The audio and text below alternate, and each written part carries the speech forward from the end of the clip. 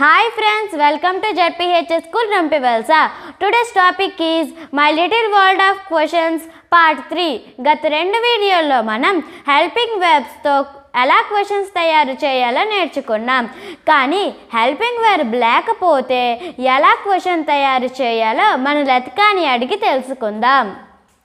Hi Latika, గత రెండు వీడియోల్లో నువ్వు హెల్పింగ్ వెర్బ్స్తో క్వశ్చన్స్ ఎలా తయారు చేయాలో చెప్పావు. కానీ హెల్పింగ్ వెర్బ్ లేకపోతే ఎలా క్వశ్చన్ తయారు చేయాలి? తప్పకుండా చెప్తాను. ఒక వాక్యంలో హెల్పింగ్ వెర్బ్ ఉంటే దాన్ని ఈజీగా మనం క్వశ్చన్గా మార్చుకోవచ్చు. ఎలా అంటే ఆ సెంటెన్స్లో ఉన్న హెల్పింగ్ వెర్బ్ని వాక్యం ముందు చేర్చి వాక్యం చివరిలో క్వశ్చన్ మార్క్ పెడితే క్వశ్చన్ రెడీ అవుతుంది. కానీ ఒక వాక్యంలో హెల్పింగ్ వెర్బ్ లేకపోతే వాటితో ఎలా క్వశ్చన్ చేయాలో చూద్దాం. మనకి 3 చాయిసెస్ ఉంటాయి. ఒక వాక్యంలో హెల్పింగ్ వెర్బ్ లేకుండా వెర్బ్ 1 మాత్రమే ఉంటే ఆ వెర్బ్ 1ని మనం డూ ప్లస్ వెర్బ్ 1గా మార్చుకోవాలి. ఒక వాక్యంలో హెల్పింగ్ వెర్బ్ లేకుండా వెర్బ్ 2 మాత్రమే ఉంటే ఆ వెర్బ్ 2ని మనం డిడ్ ప్లస్ వెర్బ్ 1గా మార్చుకోవాలి.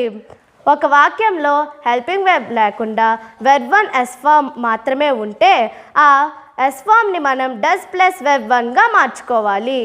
ఈ డూ లేదా డిడ్ లేదా డస్లను మనం వాక్యం ముందు చేర్చి వాక్యం చివరిలో క్వశ్చన్ మార్క్ పెట్టాలి. అప్పుడు మనకి క్వశ్చన్ తయారవుతుంది. కొన్ని ఎగ్జాంపుల్స్తో వివరిస్తావా లతిక? తప్పకుండా చెప్తాను. First example, I play cricket. ఈ వాక్యంలో హెల్పింగ్ వెర్బ్ లేకుండా వెర్బ్ 1 మాత్రమే ఉంది. ఈ వెర్బ్ 1ని మనం డూ ప్లస్ వెర్బ్ 1గా మార్చుకోవాలి.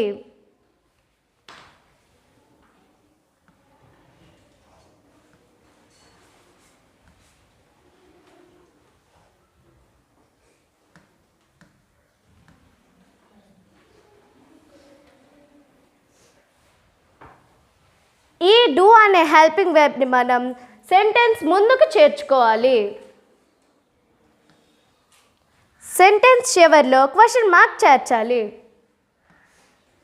ఇప్పుడు మనకి క్వశ్చన్ రెడీ అయ్యింది. Do I play cricket?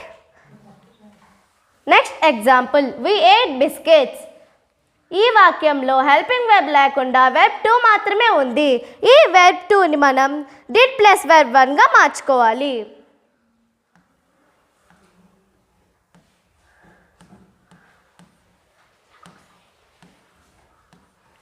ఈ డిడ్ అనే హెల్పింగ్ వెర్బ్ని మనం సెంటెన్స్ ముందు చేర్చి సెంటెన్స్ చివరిలో క్వశ్చన్ మార్క్ చేర్చాలి. ఇప్పుడు మనకు క్వశ్చన్ రెడీ అయింది. Did we eat biscuits? Next example, he drinks milk. ఈ వాక్యంలో హెల్పింగ్ వెర్బ్ లేకుండా వెర్బ్ 1 ఎస్ ఫామ్ మాత్రమే ఉంది. ఈ వెర్బ్ 1 ఎస్ ఫామ్ని మనం డస్ ప్లస్ వెర్బ్ 1గా మార్చుకోవాలి.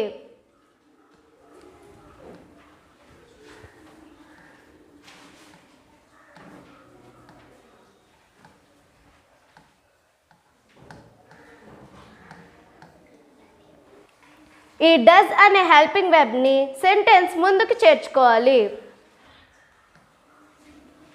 సెంటెన్స్ చివరిలో క్వశ్చన్ మార్క్ చేర్చాలి. క్వశ్చన్ రెడీ అయ్యింది. Does he drink milk? Next example, they took my pen. ఈ వాక్యంలో హెల్పింగ్ వెర్బ్ లేకుండా వెర్బ్ 2 మాత్రమే ఉంది. ఈ వెర్బ్ 2ని మనం డిడ్ ప్లస్ వెర్బ్ 1గా మార్చాలి.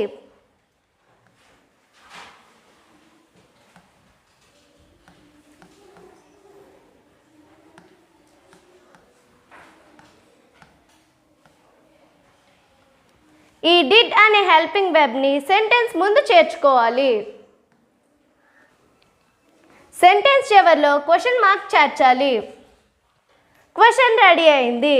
Did they take my pen? Next example, she Ryan fast. ఈ వాక్యంలో హెల్పింగ్ వెర్బ్ లేకుండా వెర్బ్ 2 మాత్రమే ఉంది.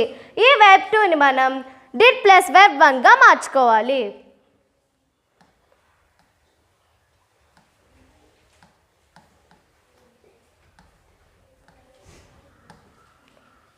ఈ డిడ్ అనే హెల్పింగ్ వెర్బ్ని మనం వాక్యం ముందుకు చేర్చుకోవాలి. వాక్యం చివరిలో క్వశ్చన్ మార్క్ చేర్చాలి. క్వశ్చన్ రెడీ అయింది. Did she run fast? Next example, he wrote the letters. ఇక్కడ హెల్పింగ్ వెబ్ లేకుండా వెబ్ 2 మాత్రమే ఉంది. ఈ వెబ్ 2ని మనం డిడ్ ప్లస్ వెబ్ 1గా మార్చుకోవాలి.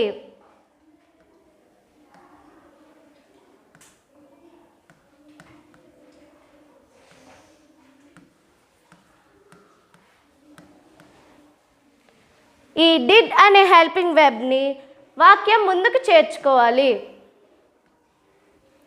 వాక్యం చివరిలో క్వశ్చన్ మార్క్ చేర్చాలి.